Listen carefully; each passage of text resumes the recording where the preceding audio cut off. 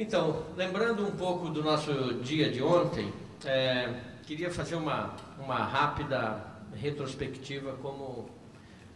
como passamos o dia, com o que fomos mobilizados ou não, e lembrando então como foi para a gente dar partida para o dia de hoje. A esposa do Clóvis brincava comigo que eu psicografava em alguns momentos aí as palestras para pegar a síntese de algumas coisas, né? E foi o que eu tentei fazer.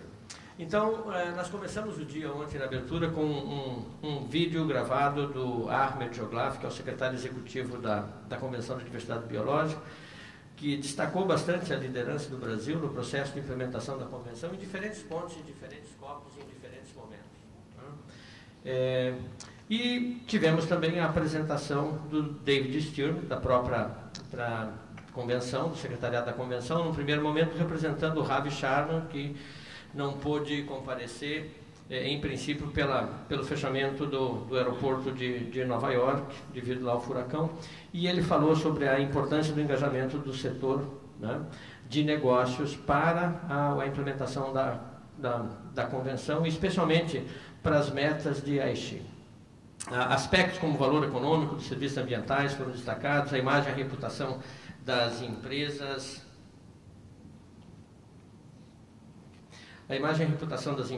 direta e indiretamente envolvidas com, né, a exploração ou o uso de serviços da biodiversidade, as tendências regulatórias, né, e propostas de criação de novos produtos, em que pode-se ou não incluir os custos da sustentabilidade e assim por diante, né? Na sequência, nós tivemos uma apresentação do Braulio Dias, secretário de Biodiversidade e Floresta, que falou na abertura do evento, representando a ministra, Isabela Teixeira, destacando que o Ministério vem trabalhando há tempos, né, nesse tema no Brasil, obviamente, que é o país mais mega diverso do planeta, e exatamente vem trabalhando com certo destaque no sentido de não deixar o Brasil a reboque de outras ou de decisões coletivas e assim por diante, mas sim sendo o Brasil um protagonista que puxe decisões nesse sentido, né?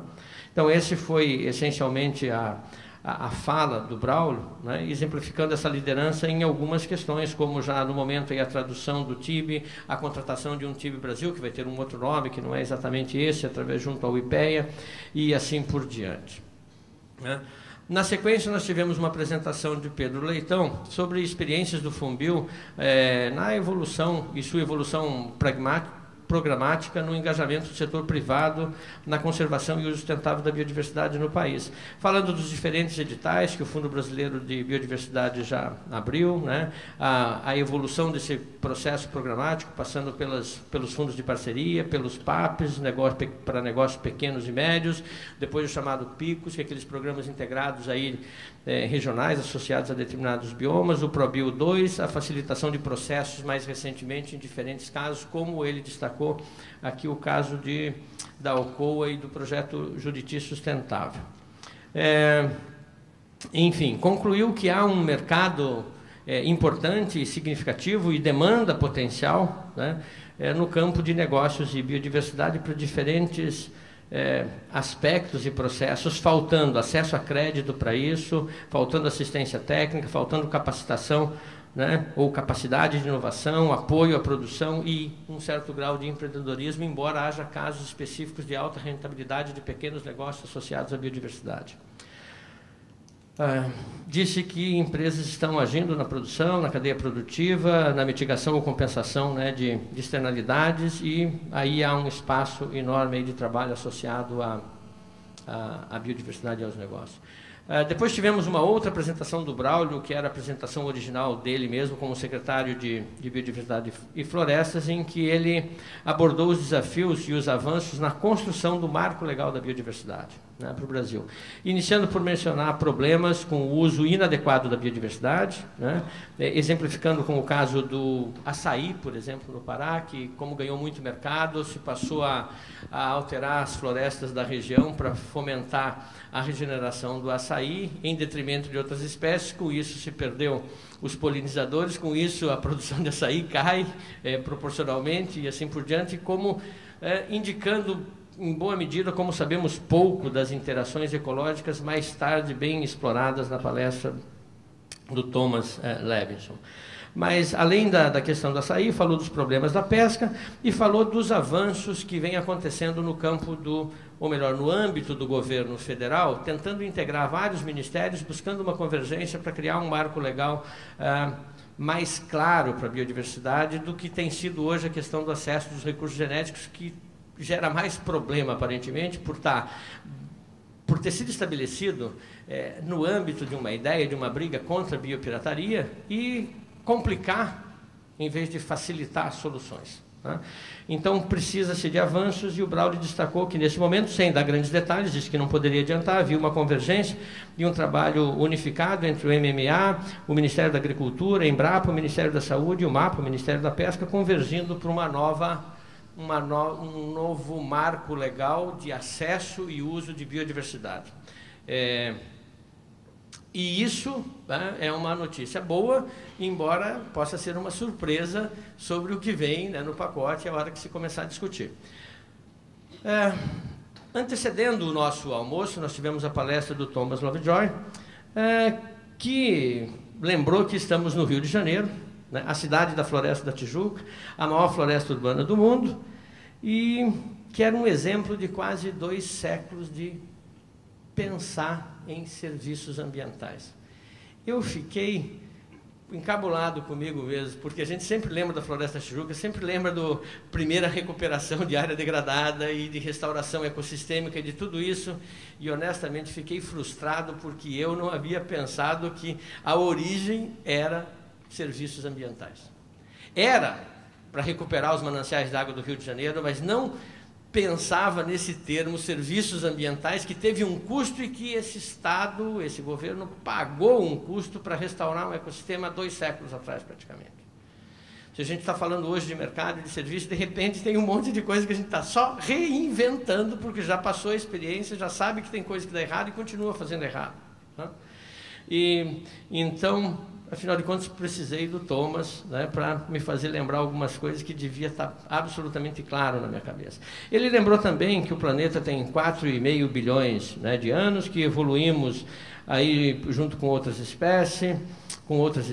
sendo impossível fazer desenvolvimento, como a gente imagina, socioeconômico, sem impacto. A questão é que grau de impacto e que situação que é diferente e como nós vamos trabalhar com isso. Né? Observando que existem outros valores de biodiversidade, não só econômicos, que precisam fundamentar decisões políticas e sociais. Né? Falou também por que é difícil conservar a biodiversidade, se todos os problemas ambientais estão relacionados com a biodiversidade. Quando você faz uma transversalidade, quando você considera o chamado mainstream, tudo bate com biodiversidade no final e fica, né, a questão do porquê que é tão difícil a gente trabalhar a conservação da biodiversidade. Porque, ao mesmo tempo, a biodiversidade está em tudo e é tão complicado explicar que ela está em todos esses lugares, em todas as questões. Chamou atenção para o problema das mudanças climáticas, né, e o que pode acontecer, né, se a gente alcançar 2 graus centígrados ou mais, né, em termos de perdas e assim por diante. E destacou, né, que simplesmente trabalhar com restauração de áreas degradadas, se a gente conseguir restaurar boas áreas, que a gente pode retirar coisa de 50 ppm de carbono, né, da atmosfera em tempo relativamente recorde, e que é um outro grande serviço ambiental que se faria para o planeta, ao mesmo tempo que se melhorariam várias questões ambientais, né? Outros serviços se agregaria biodiversidade e outras questões. Bom, destacou a importância também do setor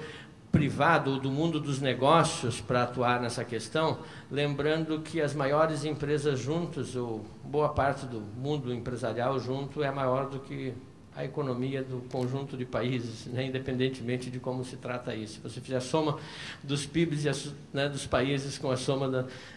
dos faturamentos das empresas, porque estão em vários países, inclusive, você tem um maior valor nas empresas do que nos governos. Isso é tremendamente interessante. Né? E aí, o destaque de que o planeta está na mão dos negócios, no final de contas. Depois nós tivemos um painel sobre perspectivas de negócios em ecossistemas e economia, com a Itaipu, com a Petrobras, com o Grupo Boticário e com a Suzano. E A Itaipu destacou o contexto regional em que trabalha, que é com baixíssima cobertura florestal. Comentou que se fosse hoje, possivelmente uma represa como aquela não seria feita, especialmente inundando 7 Quedas e um parque nacional junto, e o que eles estão fazendo para tentar, especialmente, recuperar áreas degradadas, margens de rios, APPs e assim por diante, através de um programa chamado Cultivando Água Boa, com as suas mais variadas conexões temáticas. Então, foi uma apresentação centrada nesse programa chamado Cultivando Água Boa, que mexe na ideia de planejamento das microbacias hidrográficas. Na sequência, a Mônica, pela Petrobras, apresentou os planos da empresa no tocante à biodiversidade, com base em 3 marcos específicos que estão assentados no Plano Estratégico de Excelência da área de saúde, meio ambiente e eficiência energética da empresa, um processo bastante complexo. E eu aqui, nesse momento aqui, fazendo esse resumo, e como vice-presidente do LIFE, não posso destacar que ela falou com um certo destaque da certificação LIFE, que vai ser apresentada depois, e da parceria que está sendo firmada para fazer os processos de avaliação LIFE em 20 unidades da empresa, várias delas fora do país, várias unidades produtivas da empresa. Malu Nunes, representando o Grupo Boticário, que falou na sequência, deu uma breve visão dos negócios e do porte da empresa, falou da visão de sustentabilidade da organização, na qual se insere a preocupação com a biodiversidade. Malu também apresentou dados de pesquisa de opinião, nacionais e internacionais, sobre o que os consumidores, as pessoas da sociedade pensam sobre sustentabilidade e as funções e as responsabilidades das empresas nesse processo. Destacando que há uma relação, no mínimo importante, de imagem entre das empresas em relação às pessoas da sociedade e das responsabilidades que as empresas têm nessas questões. Apresentou, então, o sistema de governança de sustentabilidade da organização e o modelo de gestão de sustentabilidade da empresa. Uma plataforma com 6 temas para o atual ciclo de planejamento de estratégia da organização, um deles que se refere a recursos naturais e biodiversidade especificamente, embora outros estejam associados a essa questão. Pelo menos 3 desses temas estavam bem conectados. E, por fim, Lineu Siqueira, representando a Suzano, fez uma rápida apresentação também da empresa, em termos de porte, posição no mercado, números gerais, onde foi possível destacar que a empresa possui 711 mil hectares de área no país, ou seja, quase 1 milhão de hectares de propriedade privada, que é uma área bastante significativa, dos quais, desses 711, 280, quase 300 mil, uma área de perto de 40%, é de proteção, ou seja, é APP, é reserva legal e são áreas associadas, destacando que alguns dos melhores remanescentes de cerrado, em situações aí de São Paulo e alguns outros estados, estão talvez fora de unidades de conservação, estejam nas mãos da empresa, que me parece que está assumindo aí a responsabilidade, portanto, de ter essas áreas importantes, também fazer a conservação dessas áreas para fins de biodiversidade. Ao final, ele também falou da governança de sustentabilidade da empresa e a definição de um plano de sustentabilidade da empresa, como funciona, conselho, comitês e assim por diante. Finalizando o dia, nós tivemos, então, um painel sobre desafios para a inserção da biodiversidade em diversos setores, com apresentações de Thomas Levinson, da Unicamp, de Sérgio Besseman, do WWF Brasil, do Conselho do WWF Brasil, e de Clovis Borges. Thomas fez, para mim, uma incrivelmente provocativa apresentação sobre biodiversidade, o que sabemos, o que não sabemos, e como nós, genericamente, acabamos sendo, podia falar estúpidos, ou inocentes, ou naíves, ou sei lá o quê, que tomamos as decisões, todas nós, eu estou dizendo o mundo, o planeta, com base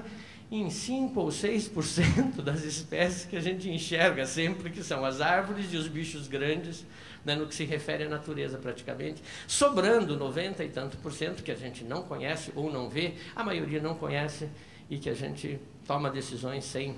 levar em consideração em termos práticos. Foi, ao mesmo tempo,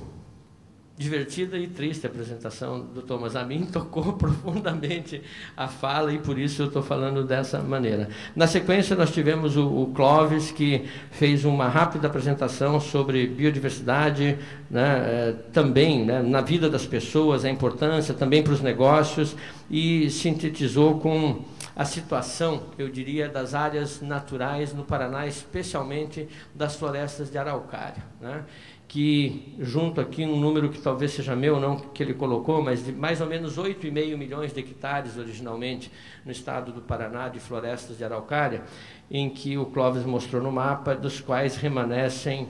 cerca de 0,4%. Do estado, o que significaria dizer cerca de 70 a 80 mil hectares, eu diria, mais degradado ou um pouco mais conservado, de florestas originais, de alguma maneira já alteradas, né? Muitas delas florestas da área de araucária, já sem araucária ou já sem as imbuias ou outras coisas. Uma situação, né, bem complicada num estado que ficou completamente careca em termos de cobertura florestal. E falou da importância e dos benefícios disso possíveis para as pessoas e para as empresas, e da necessidade de trabalharmos contra essa tragédia das florestas, especialmente aí das florestas de araucária no Paraná. Clóvis concluiu com a provocação